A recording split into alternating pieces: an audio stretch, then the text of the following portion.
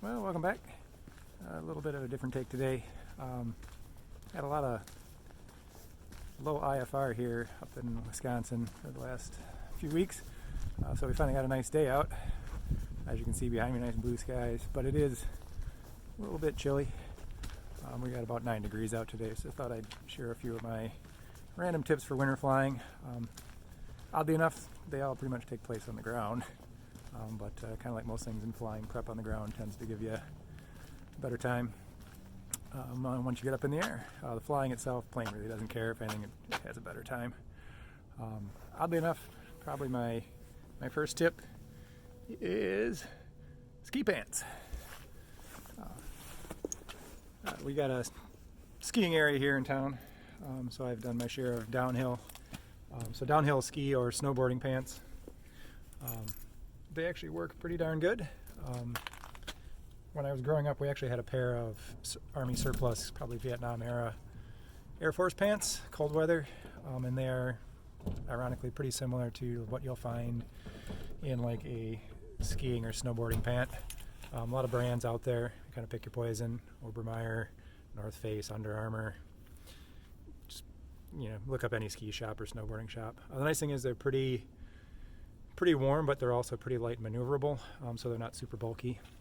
The other nice thing, once you either get in the air and get kind of to a warmer area or get to your destination, they're also pretty easy to pop off and have kind of more typical attire underneath.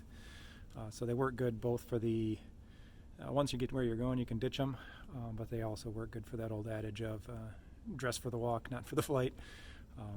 The other perk is obviously not only do they help for that type of stuff, but it just makes ground ops a little more palatable, or if you need to do like a fuel stop, they're just nice.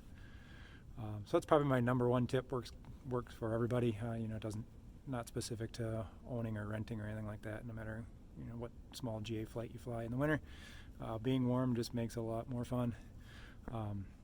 My other tip, if you look down, have the hanger kind of ready to go before. Obviously you have to live close to the hangar, but if you're not prohibitively far, it is nice to come after a snowfall, get it cleaned up, so that way when you do want to fly, put the key in the door and away you go, versus having to shovel, scrape ice, that kind of stuff. It's just you're more apt to drag the plane out if you know you can just get it out. Kind of like today, it was a nice day, the sun popped out. I don't have to worry and spend a half hour digging out the hangar and getting rid of some ice. I know that I can just go. So it just makes it a lot more mentally easy for me to say, hey, let's go fly, and I'm going to go fly. As you can see, some of my hangar neighbors do the same. It's been a nice winter here. We haven't had much snow, so it's pretty light. But typically, even when it's a snowy winter, the day after a snowfall, I'll come back, break out the shovel or the snowblower and get her cleaned up. So that's probably my other tip. It's more on the owner-operator side, but it does just make flying a little bit easier. Zoink.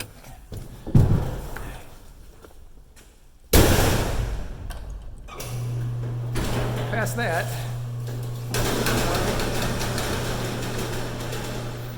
my third tip is probably just having remote preheat.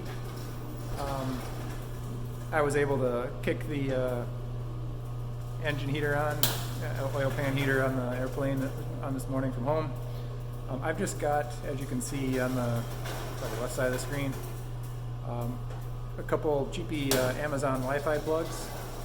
They just work remotely. I think these are like V-Sync. Wemo used to make some. Kind of pick your favorite. There's plenty of them out there now. But being able to turn those on from home is pretty key. And what you'll see by my hand here, I've just got a cellular MiFi hotspot. So I'm just using an MVNO there on a MiFi hotspot. There's plenty out there that can give you either very cheap plans, or this one's actually still on Freedom Pop. That actually, for what you need for those switches, it falls under the free plan, so you don't even have to pay. I do find that you may need an external antenna. Hangars are pretty good Faraday cages with all the tin, but it does work pretty nice to be able to kick on that preheat. So if you look behind me the other way, plane's already plugged in. I can kick on that heat from home, and away you go. So that's probably the number 3, is just being able to kick on that heat and not have to worry But on the flip side, you don't have to leave it on all the time because there can be some quirks to doing that. So those are probably my top three. Like I say, they're all kind of on the ground, but it does just make winter flying a lot easier. You know, it's 9 degrees out today, but I'll be able to hop in and go and be pretty comfortable, which is nice when you're up north. You know, typically it's either warm and kind of icing, or you're going to have nice, clear, sunny days with smooth air that are 9 degrees. So it is what it is. Probably the other bonus tip that makes life easy in the wintertime, you can kind of see it back there, is having a good tug. Depending on what size plane you got, obviously if you got something like a 150 that's pretty light, it's a little easier to push. Around here, if you get any sort of icing on the ramp, it does get a little bit hard to push the old Bonanza in. That one's obviously overkill. It's an old Clark Cat I found in the woods on Craigslist and fixed up over a winter project.